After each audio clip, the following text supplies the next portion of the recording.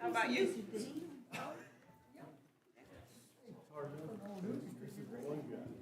Heard you got a good puppy.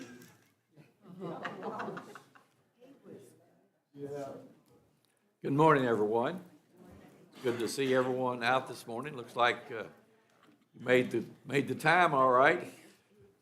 Maybe just don't go to sleep today. I'll try to keep you awake, okay? Before we begin our lesson, Brandon, will you lead us in a word of prayer? Dear Lord Heavenly Father, thank you for the day you've given us. Thank you for this opportunity we have to join together as a church to hear a lesson prepared for us that hopefully we can apply to our daily lives and take with us and use to represent you well wherever we go. Please be with those who can't be here today and help remove any obstacles in their way so they can reach us. We love you, Lord, and it's through your Son, Jesus' name we pray. We're in Colossians, and hopefully we'll finish that up today. May finish early, I don't know. Rufus, just stand by, okay? Last week we talked about relationships, husband and wife, and slave owners, masters, and Paul seems to spend a lot of time about the master-slave situation, and maybe that has something to do with Onesimus, who was a runaway slave at the time, and he came to Paul, and actually Paul converted him, and he helped Paul out a lot, but Paul wants to do the right thing. He wants to send him back. He has obligations to his master, and we don't understand all that situation about slaves because I've never had one. But people back then did, and a lot of people treated their slaves good, but a lot of people didn't. And we really don't know, doesn't tell a whole lot about the situation, why he left and those kind of things, and they don't tell us that, but there's a chapter later on in Philemon that was his master. And I won't get into that. I'll let somebody else teach that chapter. But Paul does seem to spend a lot of time about master-slave relationships. And basically, he told his master to be a good master, take care of your people, remember who you are.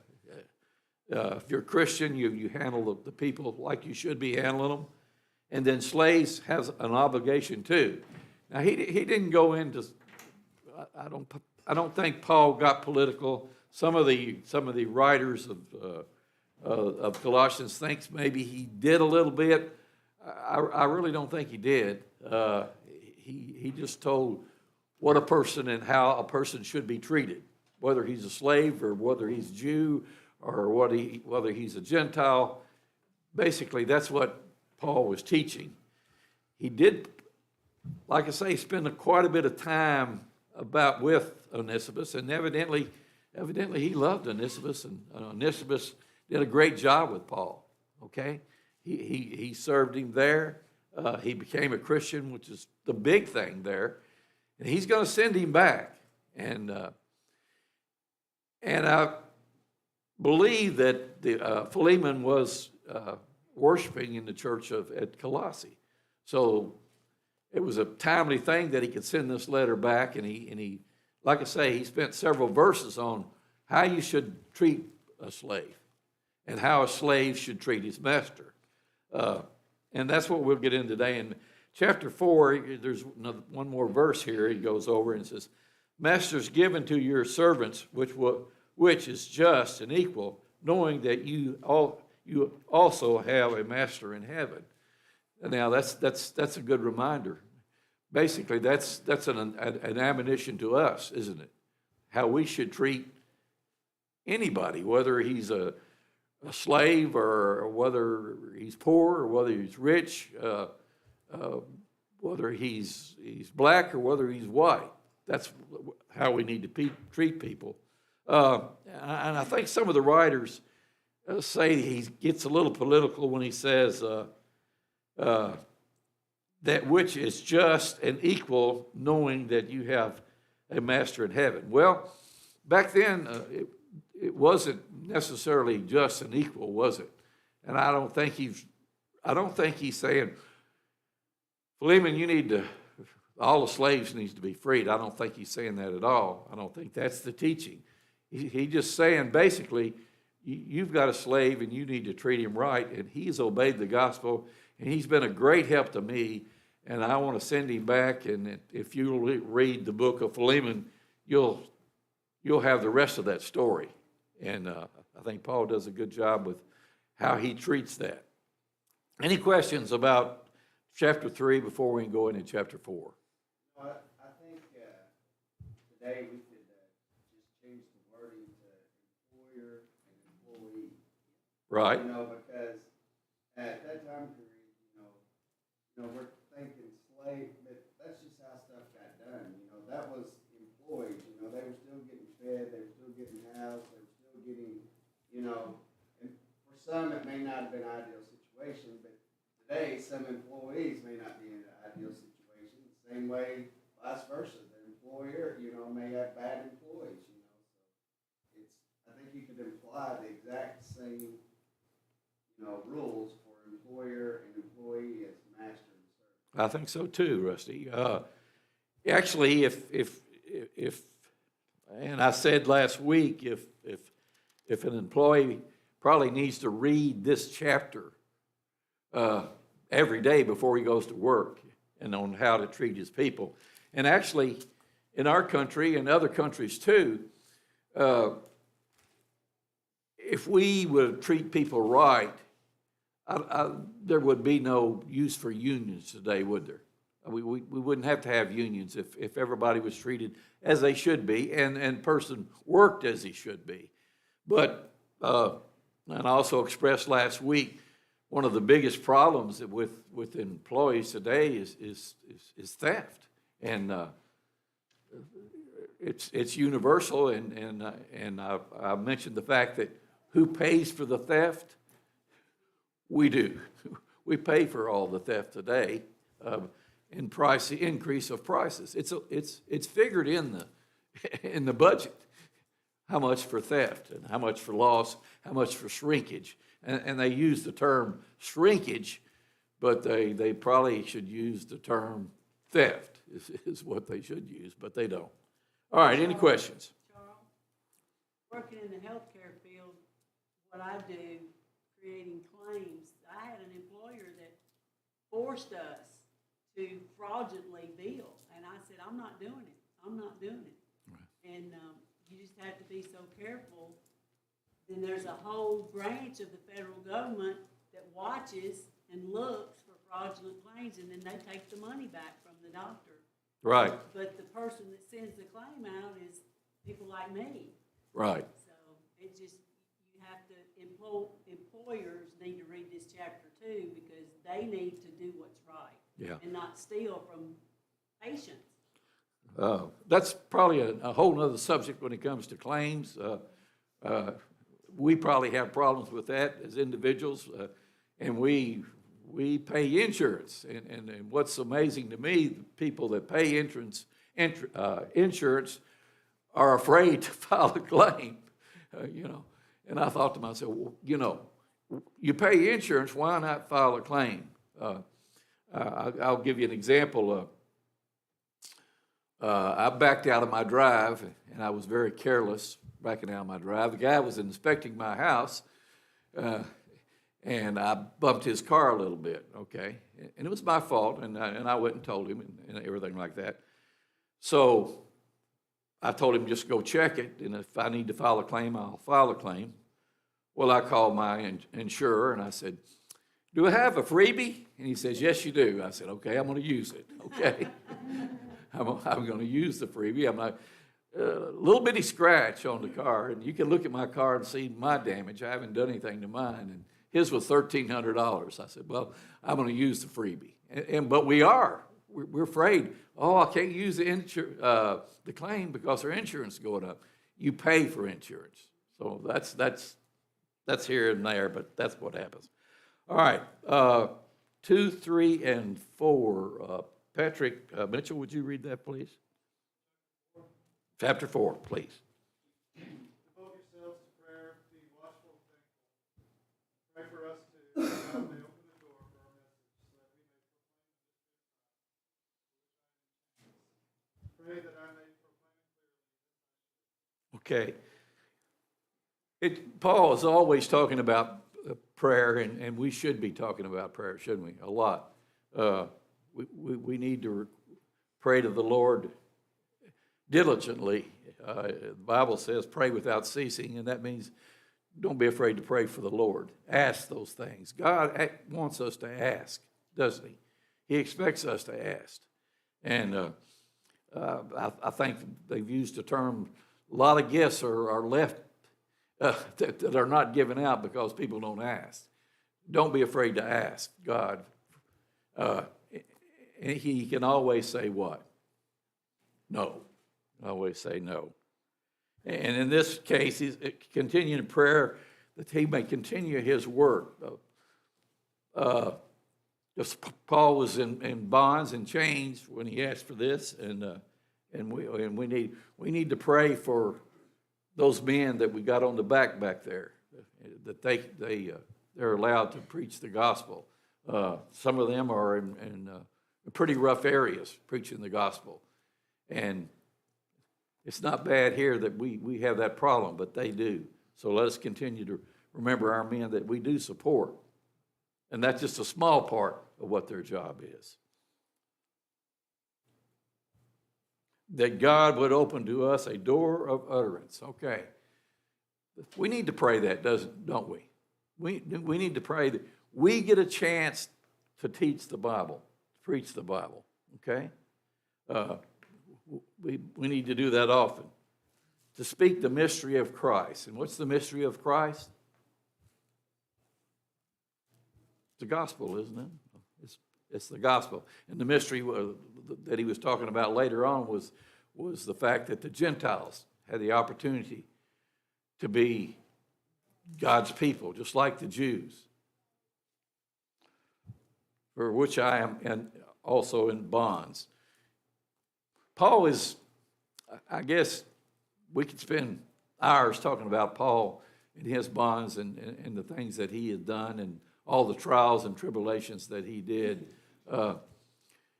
He spent his life changing what he did in the past, okay?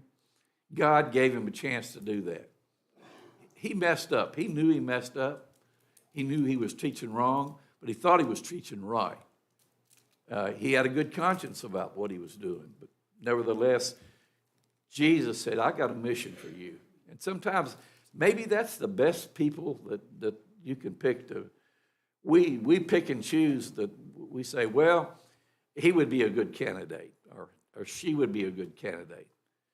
Let me tell you, we don't know that. We need to pray that we have an opportunity to teach and preach. That's our job, to teach and to preach.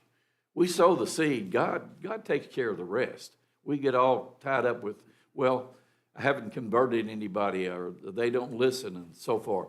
If you get a chance to teach somebody, then do it. I had a preacher that came into my store, and he was fixing up his young man, really young man, nice man, fixing up his house, and he was single, and he just came to the town of Paducah. And I got to know him a little better. Once I got to know him a little better, I asked him, would you like to study sometimes? And he really surprised me with his answer.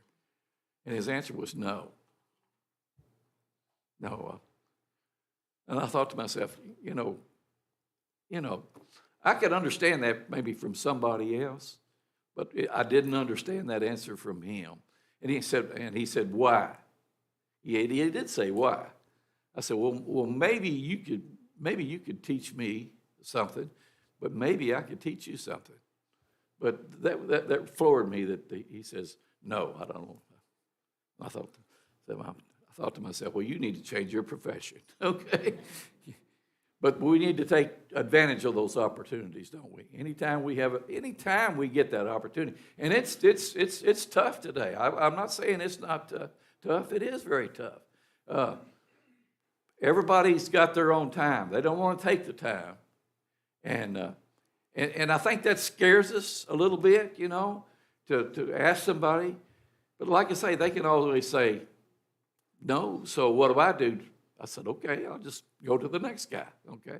And that's what we need to do.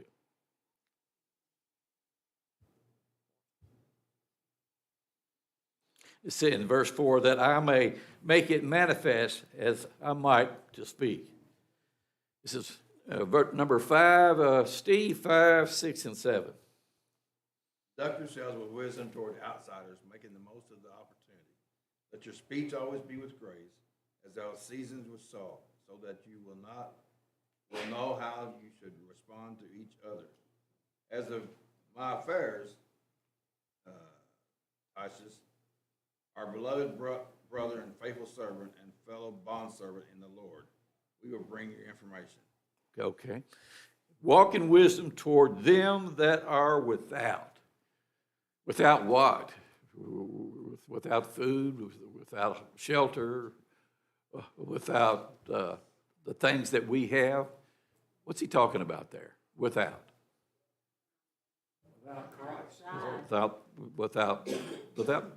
Without Christ, not being a Christian, okay? Walk in wisdom. It's amazing, and I don't think we really realize it. It's amazing how many people actually watch you, especially those that are without, and those that are Christians also. You never know who's watching you. I'll give you a simple example.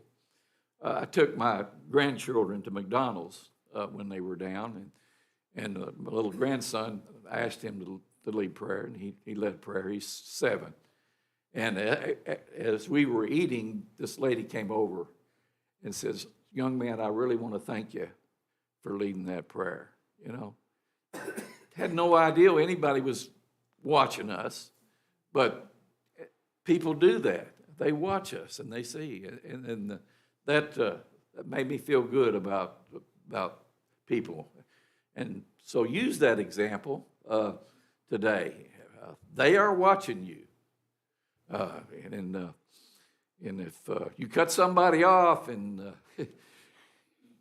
you don't act right, they're watching you. Okay, yeah.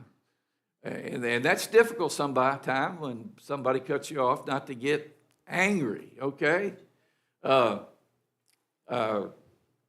down the road not too long ago, and this gentleman was an older fella, and there was a line of traffic, a big line of traffic, and he was going probably 20 miles an hour in a 45.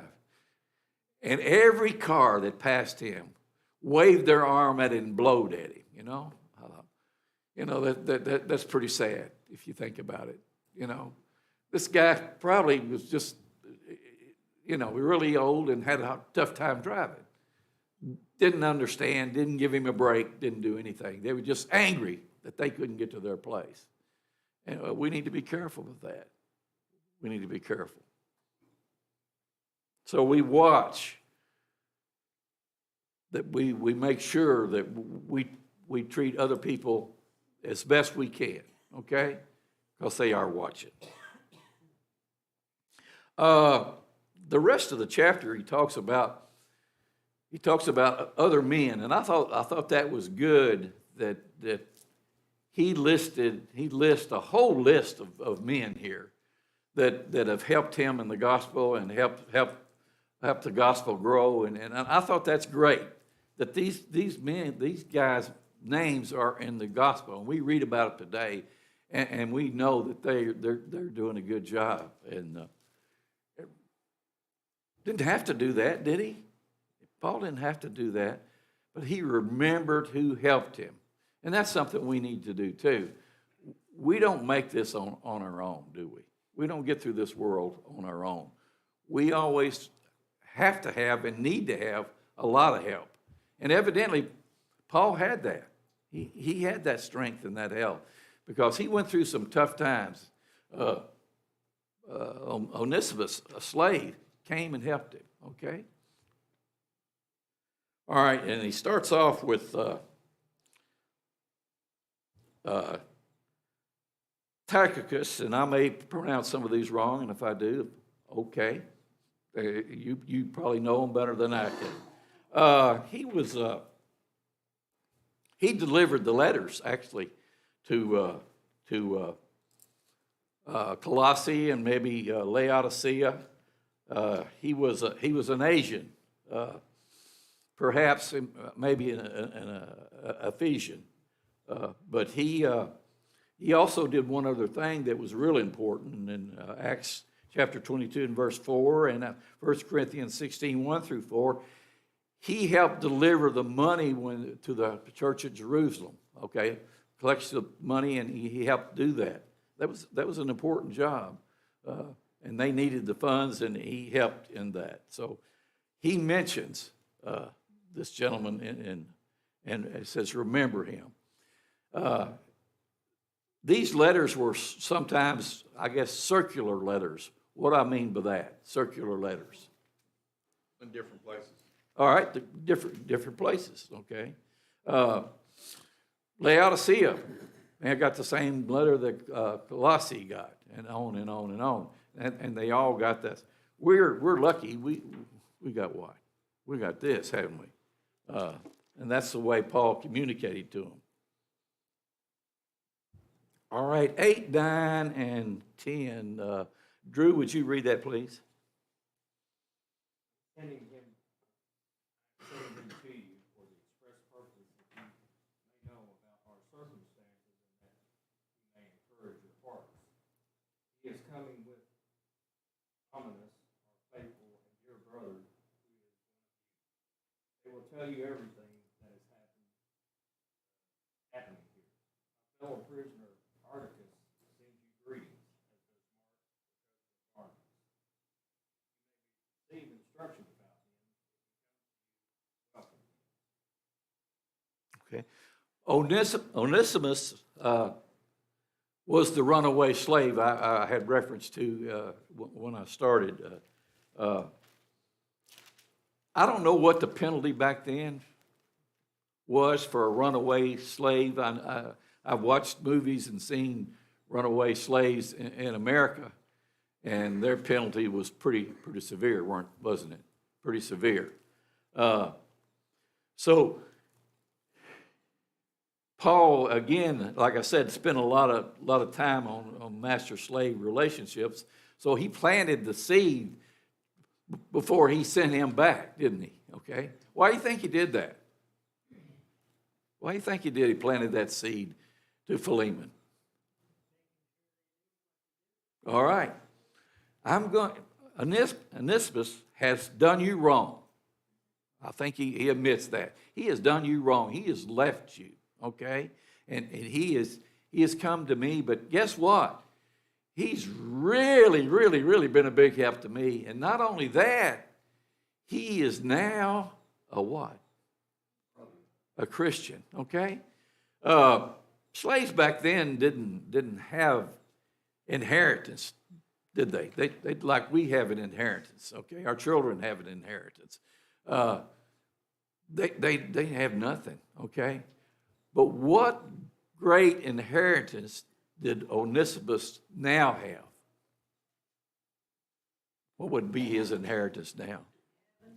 Heaven, okay? He's going to be treated just like his master, okay? Just like his master when he goes to heaven. And that's fantastic. And he makes that point too. So, God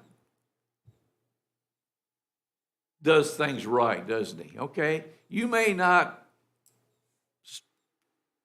live the great life on this earth, but if you're a Christian, when you get to heaven, you're going to live the greatest life there ever was. And God is not a respecter of persons. So it doesn't matter whether you were rich or poor or black or white, slave or free. You're a Christian and you have that inheritance. What a great reward that is. And he pointed that out, and Onesimus is going to have that. So he also, I guess, Onesimus also is going to relate how Paul's doing and tell how Paul's doing. So he's going to do that too, along with Tychus. Any questions about these guys so far? As I say, they're important. Their names are important because they did an important job.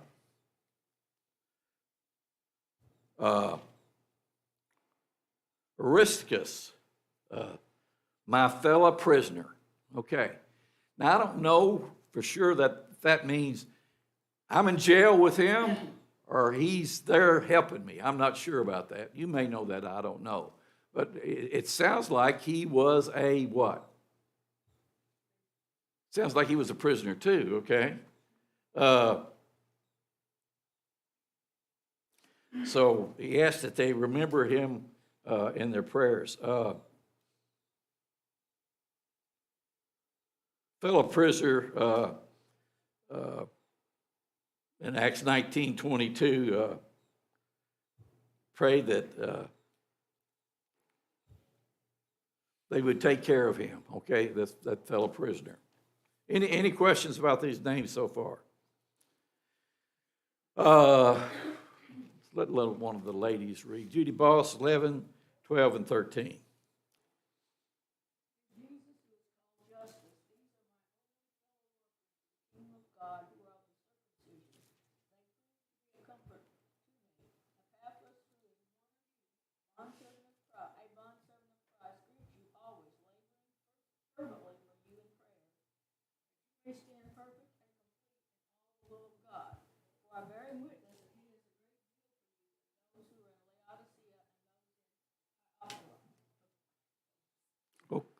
Okay, knowing the time and knowing Jesus and what Jesus did, to have that name, that might be a big burden for a lot of people, wouldn't it? Jesus or Justus. It's the just one, okay? Evidently, he was a very good guy. He was I think maybe he was a Jew along with Aristarchus and Mark at that time. So let's remember Justus. Scott, my son, works with a lot of Mexicans, and a lot of Mexicans' name is Jesus. And Scott made the mistake one day of his name is Jesus, so Scott said, "Well, Jesus." He says, "No. Azus is my name. Azus." He didn't want to take on that name because how could you follow that? How could you follow Jesus? So he said, "No."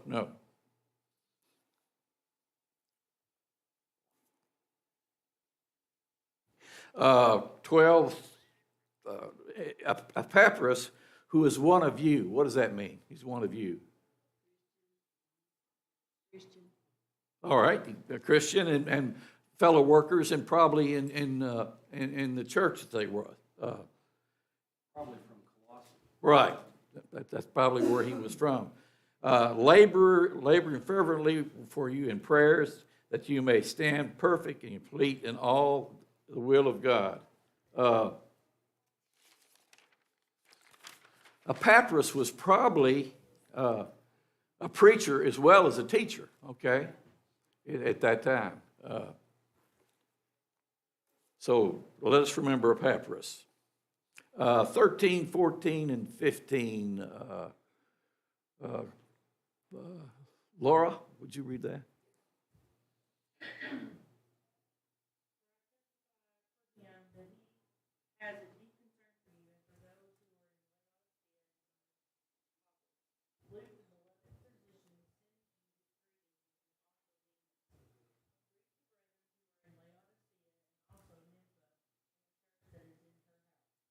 Okay, Luke. Now Luke was a Gentile. Actually, he wrote a couple of books that we know a whole lot about, don't we? Acts and Luke. he was a physician, and evidently he traveled with Paul a lot and took care of him. Demas was also heavily mentioned in this chapter. Demas, evidently, when he started out, was a faithful Christian. But later on, we find out that he fell away from the Lord. And that's an example from us, too, and it's something that we also need to be careful. Just because you become a Christian doesn't mean that you can't fall away, does it?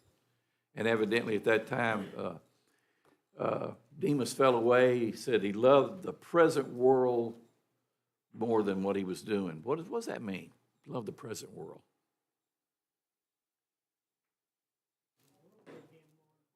Okay. Can that happen to us? Can we love the present world more than we love to be a Christian? Absolutely. And that's something that we need to be careful. We can get tied up with the world, can't we? And I want this and I want that. I want to do this. I like the things the world's doing, so therefore I'm leaving the faith. And he left the faith.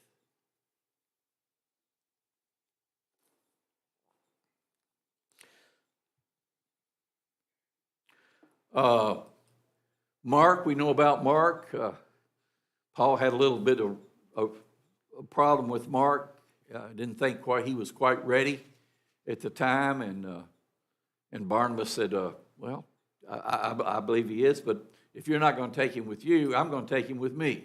Okay. Sometimes we, and even Paul can make a mistake, or maybe he didn't. I don't know. But he right then he didn't think he was ready. But later on, Barnabas says, I'll take him along. Barnabas was known as the encourager, okay? As a matter of fact, if Paul would have thought back a little more about this, who brought Paul into Jerusalem and introduced him? Who was that? Barnabas.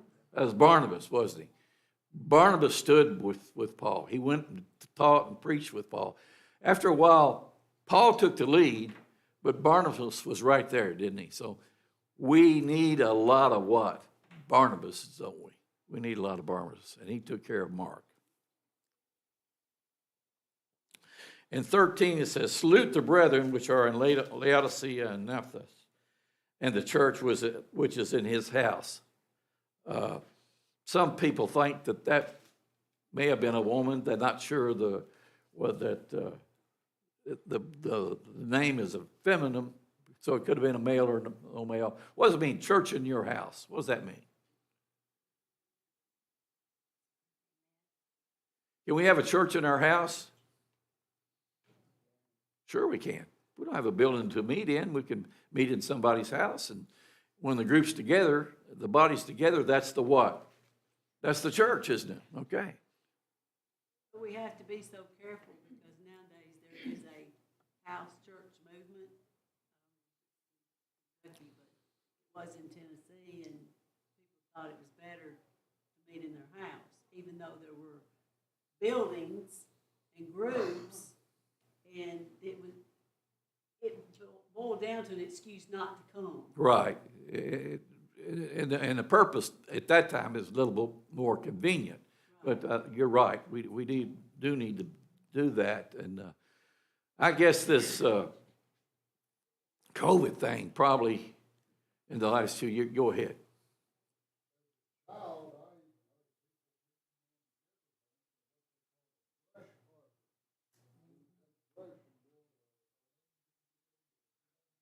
Okay, so it doesn't have to be a house. When the church meets together, they can meet. Okay, very good.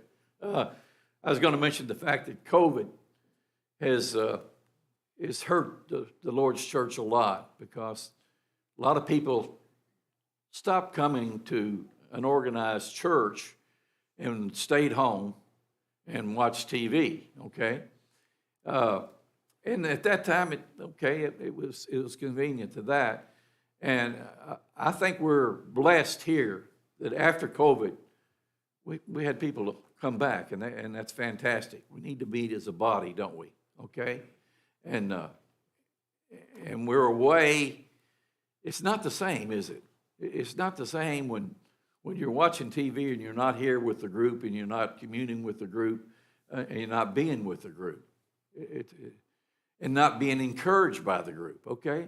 Many, many benefits we have by being in the body here together, okay? Sometimes we get on a Sunday morning before we start our services, we're pretty loud, aren't we? And why are we pretty loud? Because we're glad to see one another, okay? I don't see anything wrong with that. We're proud to see each other. We don't see each other very much. I gave a lesson 3 or 4 months ago about the times we actually are together as a church. Out of 365 days, if you figure up the hours, out of the 365 days, how many days do we actually meet together as a church? How many days?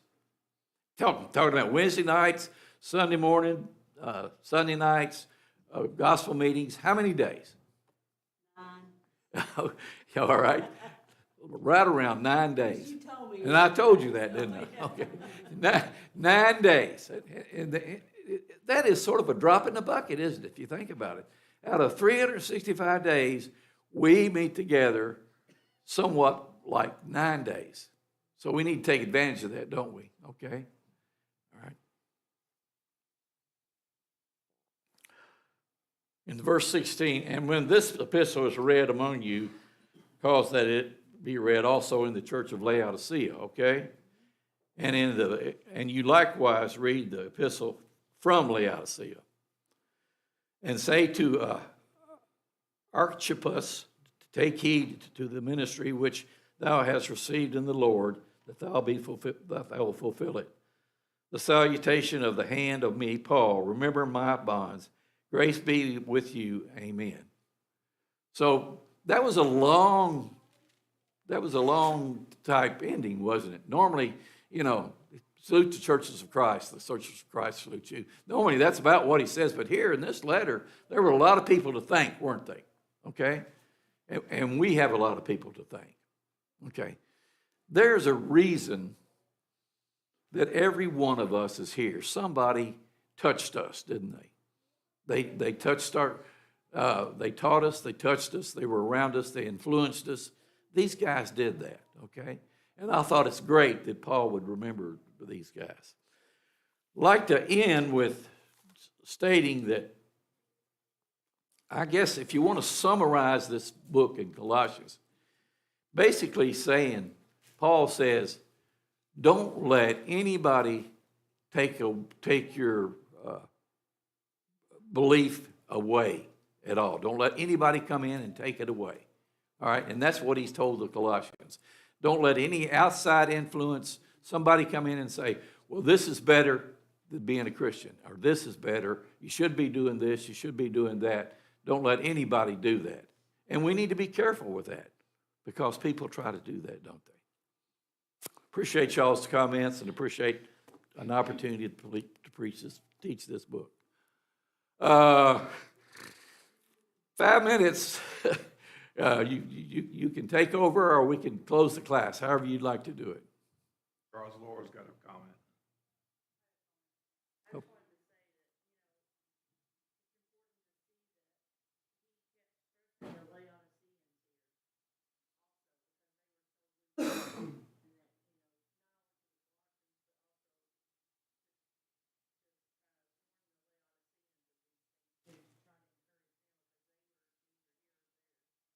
Yeah, one comment about Laodicea, and it's a sad comment. It's in the book of Revelation.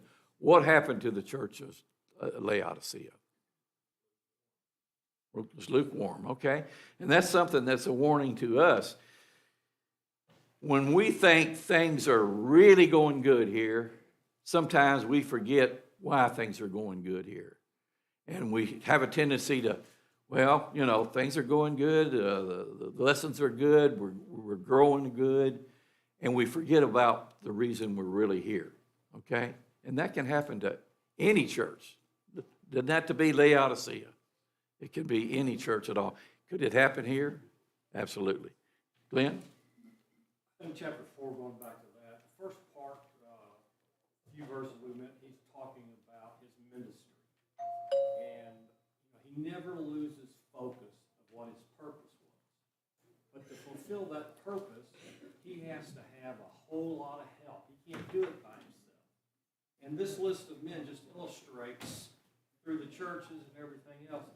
And the application is, in a local church, you've got to have men who support other men as elders and deacons, and women who support the preaching of the gospel.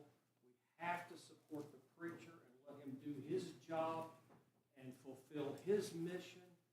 And that cohesion, because we want to go to heaven, we want to save souls, is what holds us together.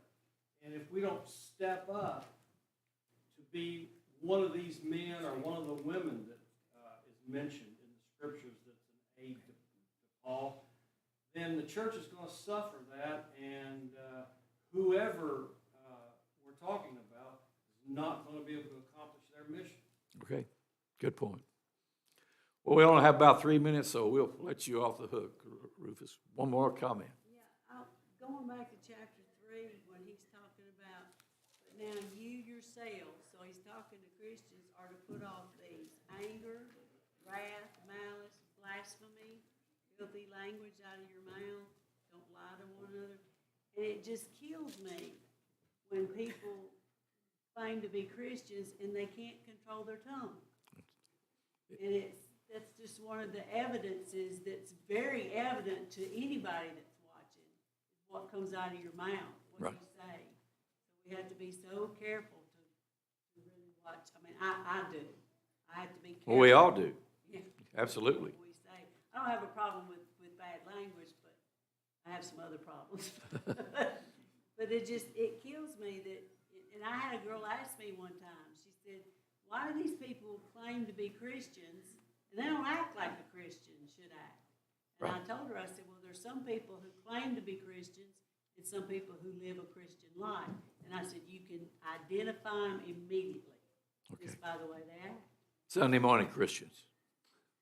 We have a problem with that sometimes. You're a Sunday morning Christian through the week.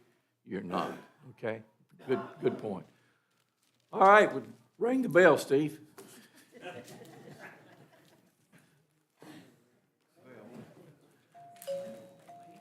Well, do your job. It's Richard's job. Ring the bell. He's training you.